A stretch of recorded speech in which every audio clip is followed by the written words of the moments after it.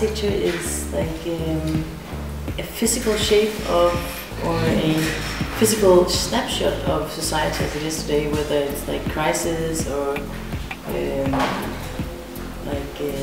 good economy or political like movements or like sustainable necessities. So like of course you could say that for me you could say that architecture is like a human-made nature, and in that way of course it's what we move in, what we live in, it's our everyday life, and I think the interesting thing about architecture is that it's really this cross field of really many different aspects, and that way I think it's almost impossible to explain or to grasp what architecture is. But I think that for me what makes it a passion is that it's this that architecture is a place where you have both art, sociology, construction and economy, all these like many different aspects meeting into one, and I think that's where I think architecture is interesting. It's like where all these aspects they meet into some kind of artistic expression that we call architecture. I think it's a little bit, it points back to the question before,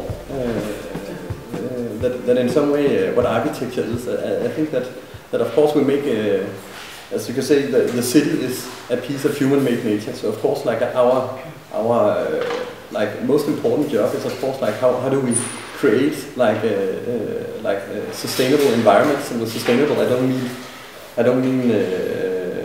like only like from an ecological point of view, but as well like how do we create human environments that become successful. So how do we create architecture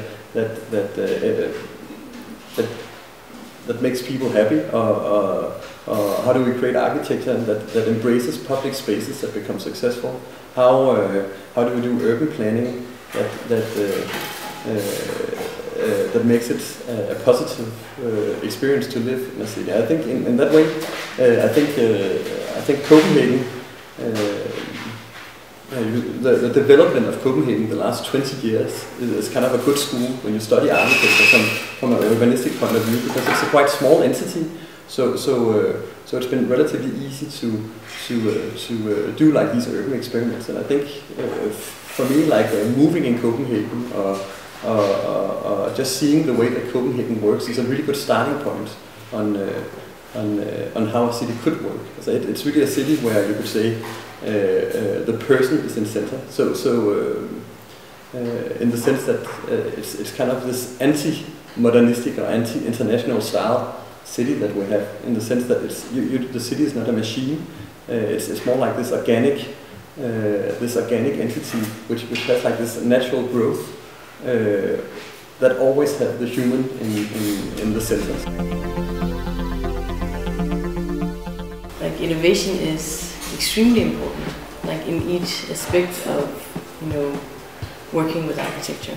Like even small projects, you need to be very innovative about how you put together the program, how you do the facades, and as long as you strive to be innovative, like for like each small part of the project, then I think the whole project in general is getting lifted.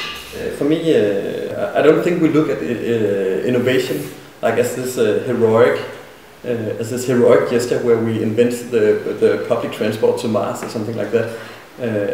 I think the way, hopefully, that we innovate it's mostly like, you can say, when we start our project, we typically do a study on what's been done before, so we don't try to reinvent the wheel. And you can say like we work a lot in models, so you can say maybe the first 50 model studies or so that we do, they very often represent different generics. So for example, the hospitals has some very efficient schemes that you can, which is a good starting point also for understanding the logistics and so on. And you can say by taking these things we kind of gain knowledge from what is already there. And I think the moment where our projects like try to become innovative, or like where we try to make things better, it's like when these generics they start meeting the surroundings that we're building in. So that means our site, it starts going from generic to becoming more personal. And then of course when you could say like the resistance or the challenges in the program, they of course also affect like these generics. And when we put these three things together, you could say history, site, and program requirements. When we put them together and then start to shuffle them around, hopefully sometimes that's where you could say that we take things a bit further. But I believe that you kind of push things further. You build on something. You don't reinvent things from the beginning.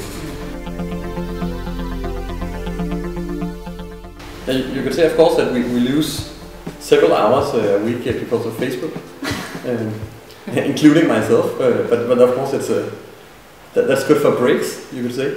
But apart from that, I would say it's also like the whole base of when we do PR.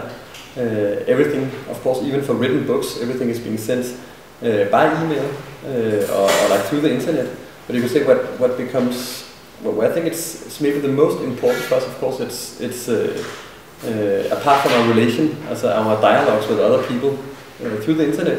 It's also that it's a very easy way, a very efficient way to get a lot of exposure, and I think that's a really important thing as a young office. And I think the way we get really good applications from really good architects from all over the world, or the way that we get discovered by potential new clients, is actually through platforms like ArchDaily or like a lot of these architecture internet blogs. Not only architecture but also construction blogs and so on. So in that way, I would say it's really fundamental for us. It's really a fundamental tool for us in like making people know that we exist. For me, like when we're educated as architects, we're taught to be. You could say the Danish school is like it's not a polytechnic school; it's more an art school. So you could say when we're educated,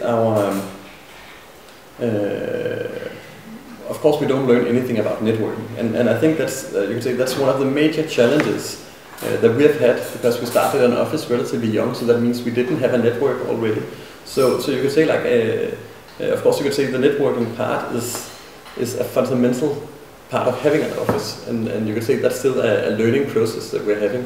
And you could say that's it's a thing that of course in the beginning, when you start calling around trying to get new commissions or trying to get in contact with potential clients or collaborators and so on, it feels kind of like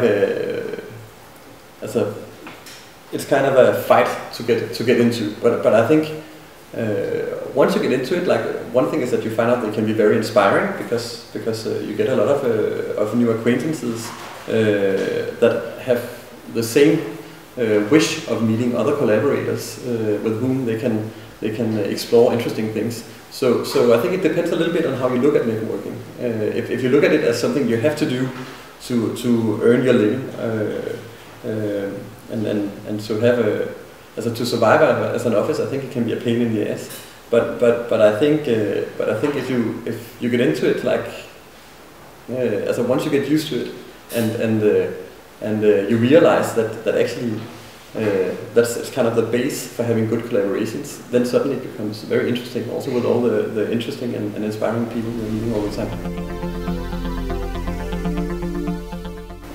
I would definitely recommend them to go as much on internships as possible, because you really learn a lot about process. You really learn a lot about, working methods and how you develop projects from A to C, and something that you might not learn in architecture schools, I would say.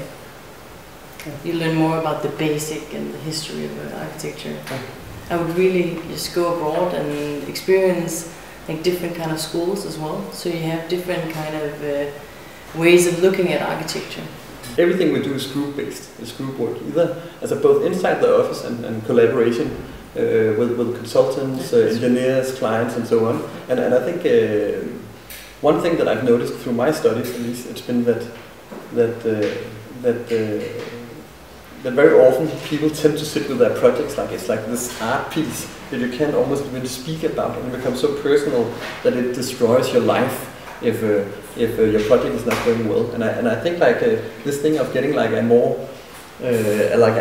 relaxed relation to a more relaxed relation to the art piece or to the piece of architecture you're doing, and really always have a dialogue running with your co-students or with whoever, with your mother. It could be like I'm always having my mother to look at our projects, because like if she likes it, my mother. But because if she likes it, then I think that's even more important than if an architect likes it, because she doesn't have this academic point of view towards architecture. And I think this whole the importance of dialogue shouldn't be underestimated. So really like communicate, talk about what you're doing, and of course if you can't communicate it, it's because your drawings are not good enough, or because your visuals are not good enough. I think it has its good sides, and it also has its really bad sides, because of course the less organized you are, the more stressed you become. So you can say what we're trying right now, like with the amount of people we're starting to be, I think we're trying to become grown up. So that means that we're actually trying to put things more in the system. We're trying to, and at least from a point of view of stress, I think it's a very good strategy, like to have an accountant and to do all these things. So I think like in that way we're quite green. We've experienced like how you run an office from day-to-day basis without having like a more long-term strategies and so on. And actually we're in the moment now where we're trying to be slightly more strategic and planning planning the thing a bit better. And of course it also I can say that has, so for us, you can say that the more organized we are now on the managing an office, and the more organized we become, the better we become at having meetings and so on. I think the more spare time I have, and I think spare time is necessary in order to do good architecture. So we're always going to work too much, I think.